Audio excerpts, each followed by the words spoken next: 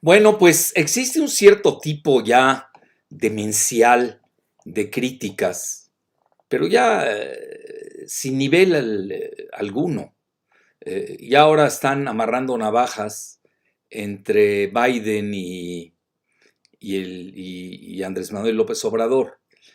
Curiosamente, hizo muy bien el presidente, bueno, después de que, de acuerdo a la doctrina Estrada, que es una doctrina que se gestó en 1930, curiosamente 10 años después a, a los tratados de Bucareli, que todavía son secretos.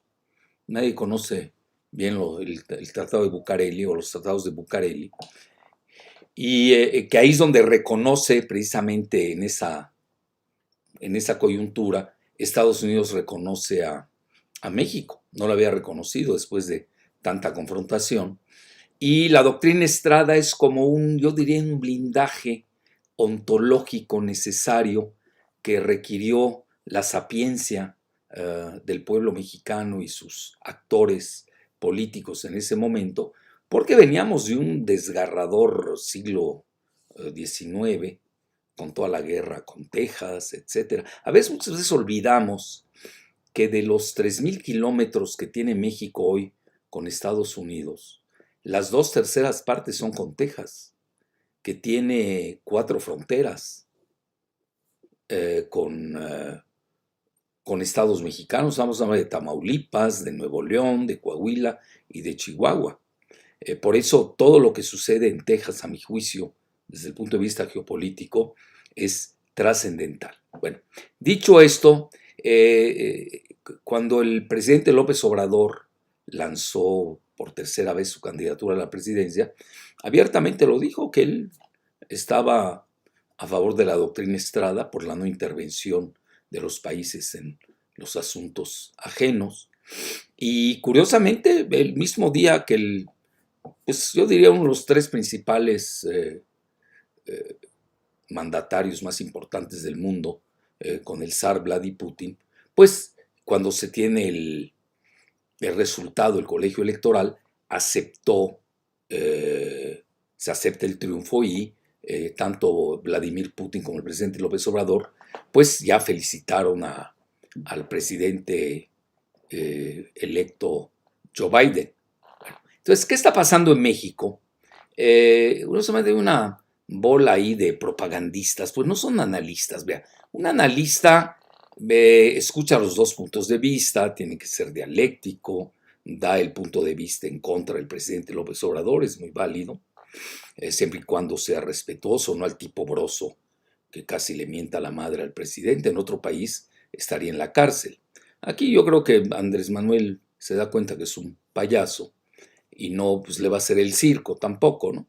Entonces, pues sí, pero hay leyes y se van a respetar las leyes, es para todos. Yo lo mismo hubiera dicho si Broso le mienta la madre a Peña o a quien sea. Es decir, hay leyes, no puedes, a veces a nivel de cierto tipo de personajes, eh, pues contravenir las leyes así de fácil. Entonces, ¿para qué existen las leyes si todo el mundo las va a pisotear? Bueno, eso es irrelevante, se los digo abiertamente. Aquí lo fundamental es de que es válido hacer la crítica, pero también hay que dar el punto de vista contrario, que es lo que no estamos acostumbrados en México. Nada más se oye la cacofonía unilateral de un solo lado de los mismos locutores de Televisa del viejo régimen, así de fácil. Bueno, entonces, y no es que yo lo siga, a mí me da mucha flojera seguir esas cosas, ¿no? Yo realmente tengo mi propio análisis, criterio, soy muy dialéctico, pero me da mucho la atención que algunos amigos míos me estuvieran mandando eh, una crítica feroz de que así, ya en términos de cantina barata de pueblo de undécima, de que Biden odia a Andrés Manuel López Obrador. Yo cuando vi eso dije, bueno, esto ya rebasa cualquier límite. ¿Qué odio? ¿Por qué? ¿Por qué se van a odiar para empezar? Estamos hablando de dos mandatarios de dos países, etcétera. Y uno de ellos se llama Gabriel Guerra. algo así, por el estilo. Que es un mediocre de nada, ¿no? Su vida, este, cero, así, no vale nada. Fue un empleadito de Salinas, luego de Cedillo. Su suegro es un publicista, hay uno más entre miles. Vive de eso, de la publicidad, de la propaganda. Espero que no le hayan pagado para estar golpeando, ¿no? Que lo cual puede ser también. Es el estilo de este Guerra, que ni sabe cómo falleció su mamá. La mamá la inventan ahí de embajador en Israel sin conocer el Medio Oriente. Y eso fue lo que salió en las reseñas, que estaba manejando un foco y se electrocutó. Bueno, esto ya es digno de un cuento de vaqueros, ¿no? Vaya usted a saber qué operativo ahí del Mossad se dio. Pero lo que llama la atención es que este Gabriel Guerra, en serio, que es un papanatas, no sirve para nada. No tiene obra, no es conocido internacionalmente, se dice internacionalista. Y él pues era un vulgar amanuense del sistema. Esa es su gracia. Y más que la de él, la de la mamá, que hay que reconocer, era una relativamente buena poeta, pero él es nada. Bueno, este cuate sale y ahí despotrica de que había puesto en peligro la relación de México y Estados Unidos, cosas así por el estilo, que son de lo más alocadas. Bueno, lo dejo, nada más de el nombre quién es. Y ahora vamos a abordar si realmente Biden odia a Andrés Manuel. Yo no he visto eso ni lo he escuchado, salvo de estos, ¿no? Y luego el otro que fue un instrumento de Castañeda Goodman. Ustedes saben, los hermanos Goodman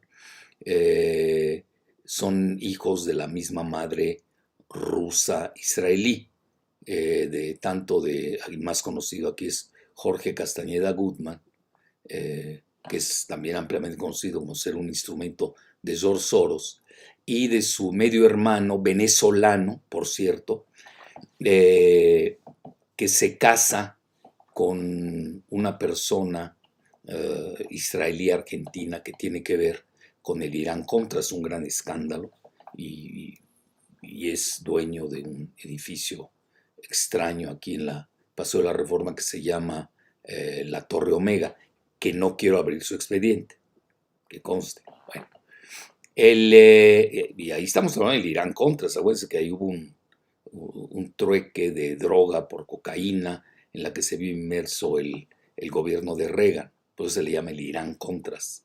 Es decir, venía un trueque de armas a cambio de la cocaína que trianguló Estados Unidos entre Irán y, en ese momento, y los contras de centroamericanos de Nicaragua. Bueno, dicho esto, es su medio hermano este cuate, el Rosenthal Goodman, israelí, se casa con una argentina, mexicana, israelí, y esa es todo lo que tenemos. En realidad podemos resumir, son gente que están controladas por George Soros. Bueno, estos, de ellos dos depende el que fue embajador, imagínense qué niveles de nuestros embajadores,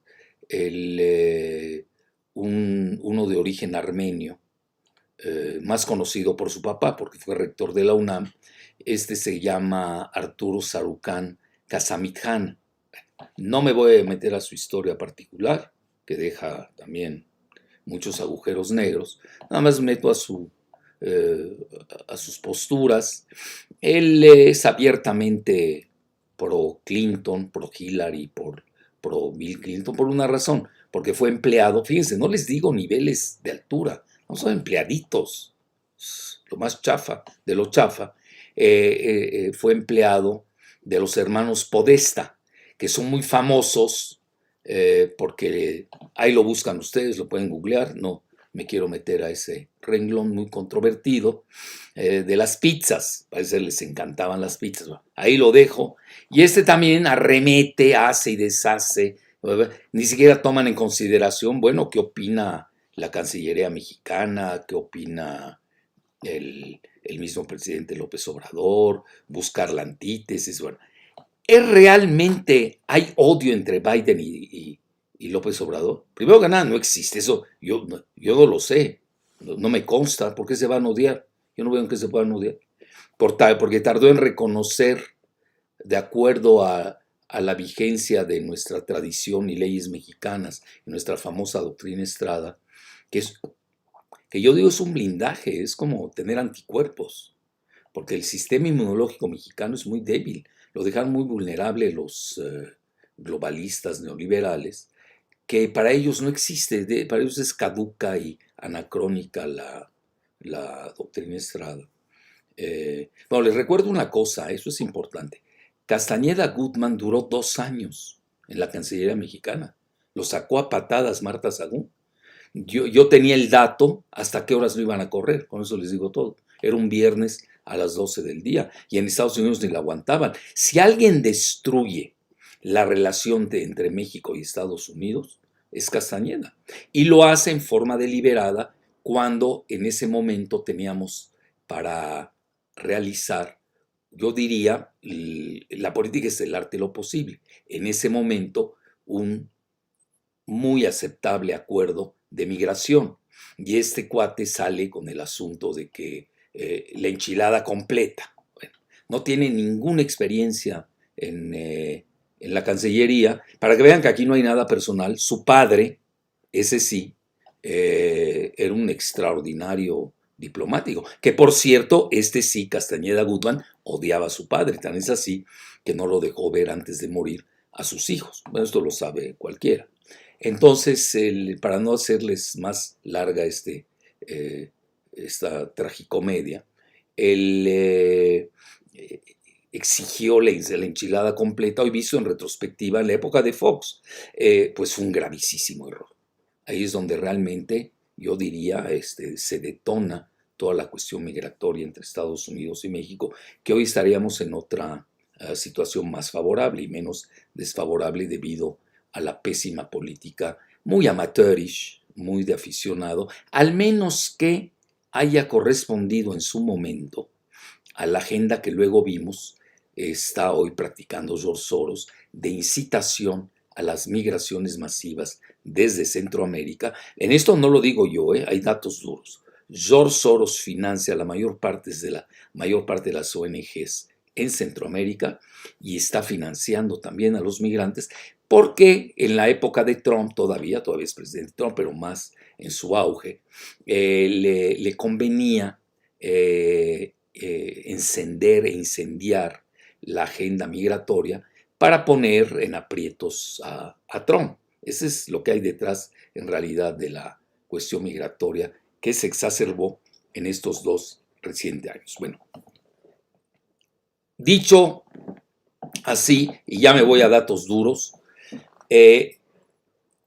no hay una prueba fehaciente de que alguien diga que Biden odia a López Obrador y viceversa, menos que López Obrador odia a Biden o odia a Trump o Trump odia a López Obrador. ¿Qué es eso? ¿Qué niveles ya estamos hablando de análisis? Aquí tenemos que ir a análisis duros. Vean, podemos decir que no le gustó o se esperaba que de inmediato López Obrador lo reconociera. Sí, pero ya les dije toda la cobertura de la doctrina Estrada, que es muy fundamental. Eso hay que entenderlo. Y Estados Unidos lo entiende perfectamente. Eso también no hay que hacer una tormenta en un vaso de agua. Bueno, ¿le convendrá verdaderamente a Joe Biden, ahora que va a prestar sermento o juramento el 20 de enero a mediodía, pelearse con un presidente tan popular en México? Estamos hablando del 70% de aceptación, que hace mucho no lo tiene un presidente en la historia de nuestro país. Pelearse con un presidente tan popular, tanto en México como en Estados Unidos. Vean, a mí me consta, yo conozco bien la comunidad mexicana en Estados Unidos y me ha tocado pues hacer giras y dialogar con ellos. Realmente Andrés Manuel es muy popular en Estados Unidos, en las comunidades mexicanas. Y tan no intervino Porque aquí muchos dijeron, es que fue a la visita a la Casa Blanca. Sí, pero no puedes comparar esa visita con la que hizo Trump cuando lo reciben Videgaray y Peña, porque en ese momento Trump era candidato, no era presidente de Estados Unidos. Y ahí yo le doy la razón a quienes criticaron esa visita. E incluso Claudia Ruiz Massieu, que era canciller, tengo entendido que mostró su insatisfacción, lo cual pues, era muy válido. Y creo que lo renunció, ya no sé qué pasó. Bueno, a lo que quiero llegar no es comparable porque no es entre iguales. Aquí estamos hablando que Estados Unidos, México y Canadá firman un TEMEC, tratado México, Estados Unidos, Canadá, y Justin Trudeau pues no quiso ir a su cuenta y riesgo. Nosotros no tenemos esos anticuerpos que puede usar Canadá. México no tenía mucha opción. Vean, les recuerdo algo.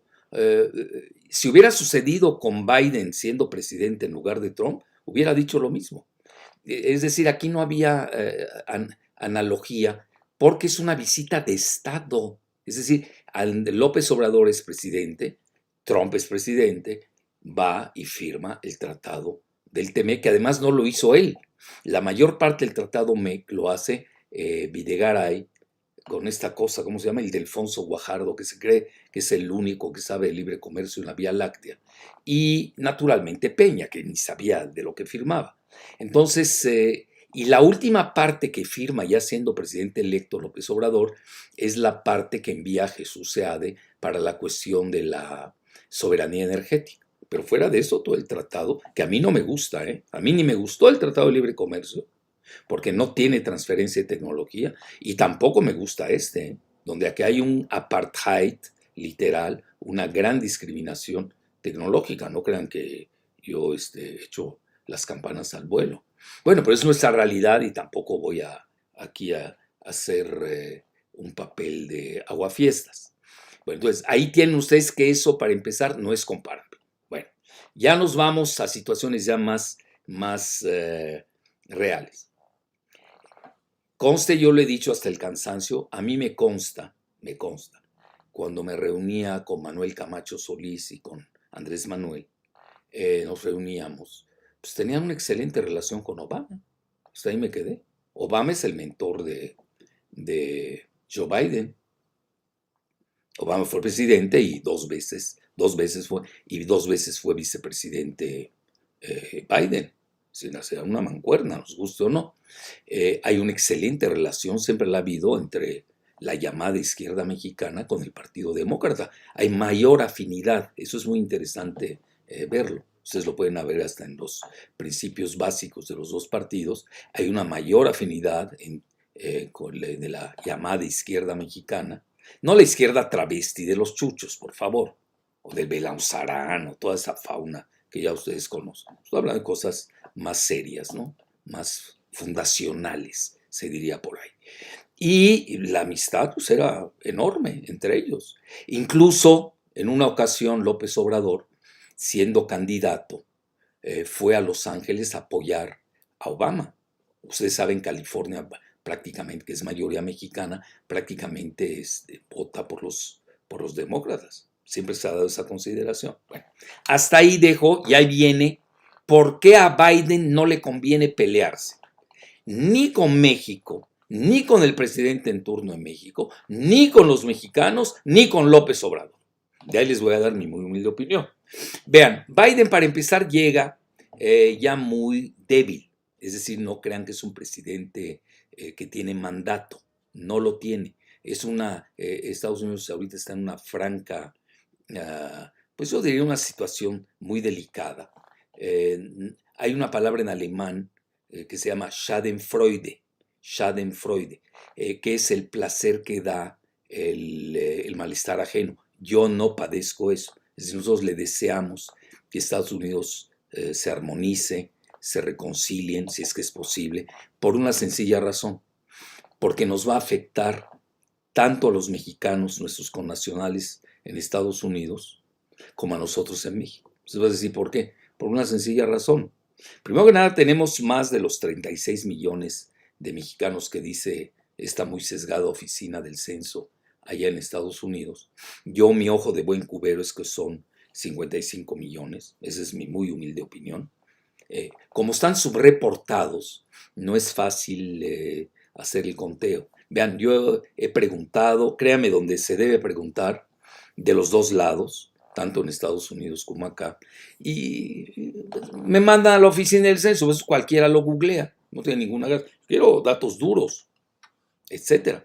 En una ocasión me llamó la atención que el mismo embajador de Estados Unidos de México, Landau, haya dicho que hay 60 millones de mexicanos.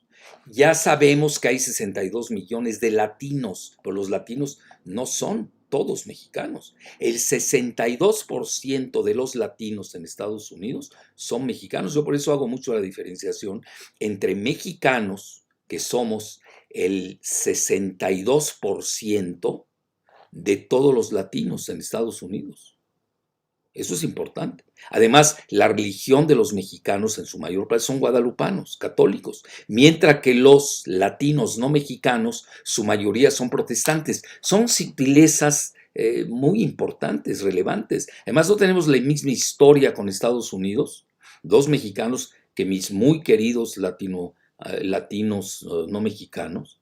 Yo siempre lo he dicho, yo soy tan latinoamericanista como soy mexicano. Entonces, así no es nada de personal en contra de él. Estoy hablando de precisiones, que además tenemos diferentes historiales, diferentes migraciones. Yo por eso siempre he estado en contra de que la oficina del censo llame al 62% de los latinos, que somos los mexicanos, nos pongan en la generalidad de latinos o hispanics. Esa todavía es peor, todavía les paso la de los latinos, la de hispanics menos. Bueno, y hay que recordar que los latinos, en general, como le llama la oficina del censo, son de alrededor del 18% en Estados Unidos. Hoy los mexicanos solos, sin los latinos no mexicanos, estamos hablando es prácticamente el mismo porcentaje de los muy respetables afroestadounidenses. Hay una diferencia, si no me equivoco, de 2%. Pero obviamente los mexicanos van que vuelan debido a los centennials que tenemos y a los millennials, y va a ser la primera minoría étnica en la próxima elección en Estados Unidos, así de fácil. Bueno, entonces dicho esto, incluso yo acabo de hacer un artículo en La Jornada donde vislumbro una alianza de los mexicanos con los WASP, con el White Anglo-Saxon Protestant, los protestantes blancos anglo-saxones. Y ahí es donde entra por qué a Biden no le conviene pelearse con México, aunque Andrés Manuel sea lo peor de lo peor.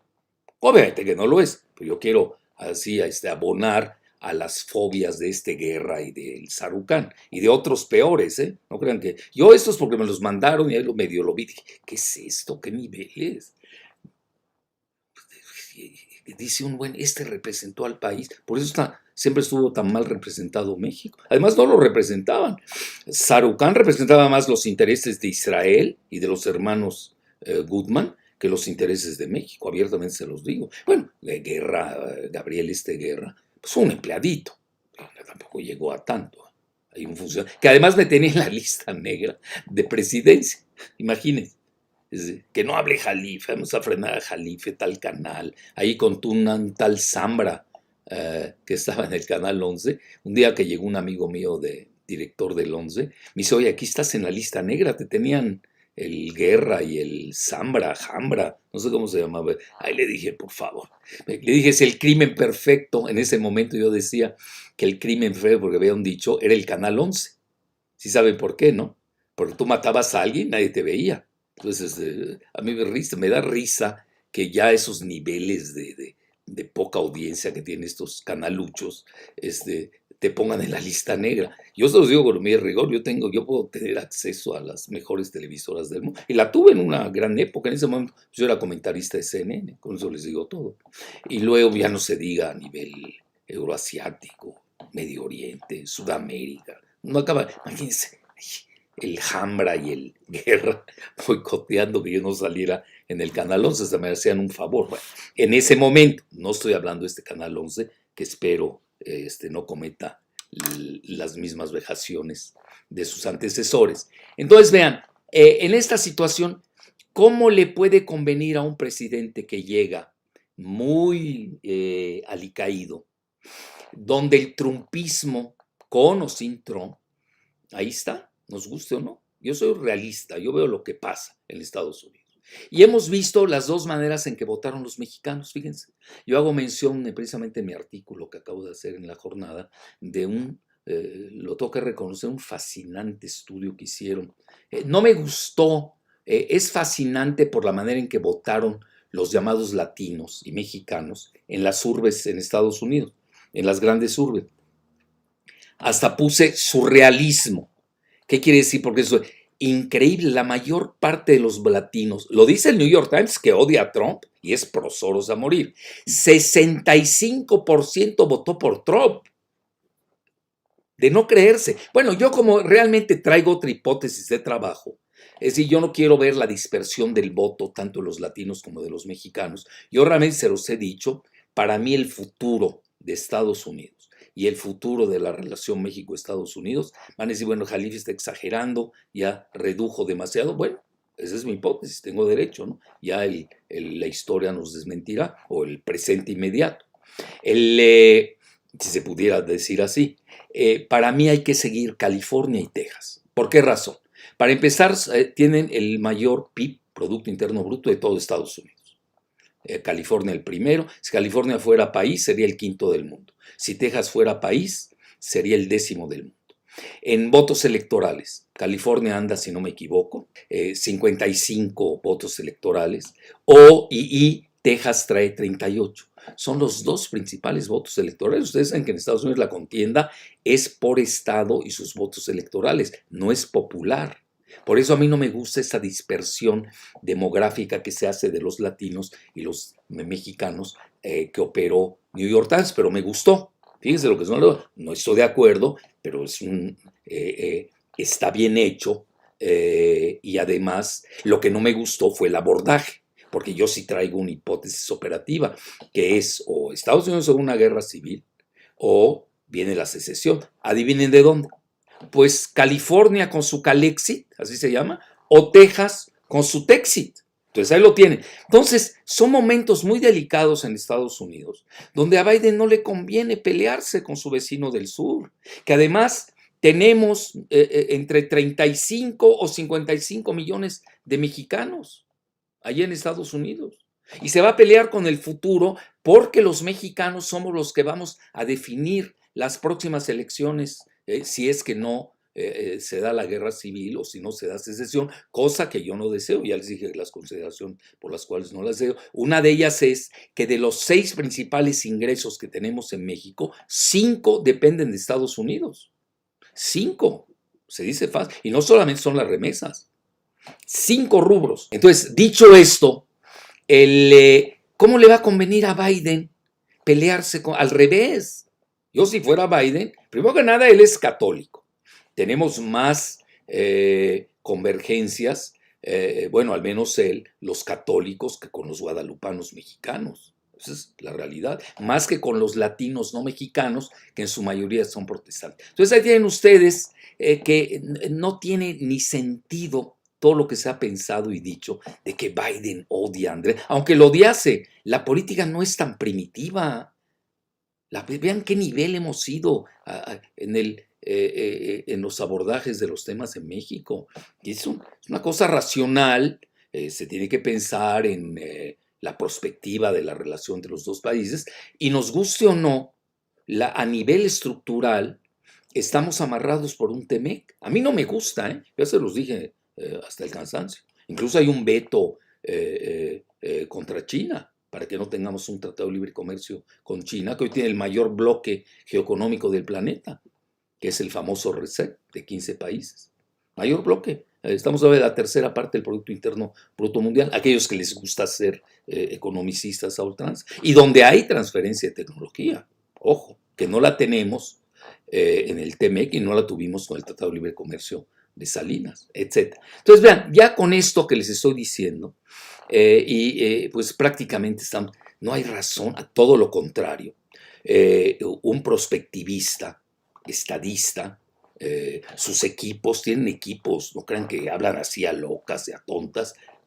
Hay gente, hay think tanks de primera en Estados Unidos que vislumbran más o menos lo que estamos abordando. Unos a favor de Trump, otros en contra de Trump, otros a favor de Biden, pero en general sí ven la perspectiva de la relación, sobre todo, ya les indiqué mucho, la de Texas es fundamental. Vean, no crean que Trump fue gratuito, que haya mandado construir parte del muro de la ignominia en Texas, por los 4 estados mexicanos colindantes. Estamos en las 2/3 partes de la frontera están ahí. Sí, pero tampoco hay que perder de vista que quien inicia el muro es Bill Clinton.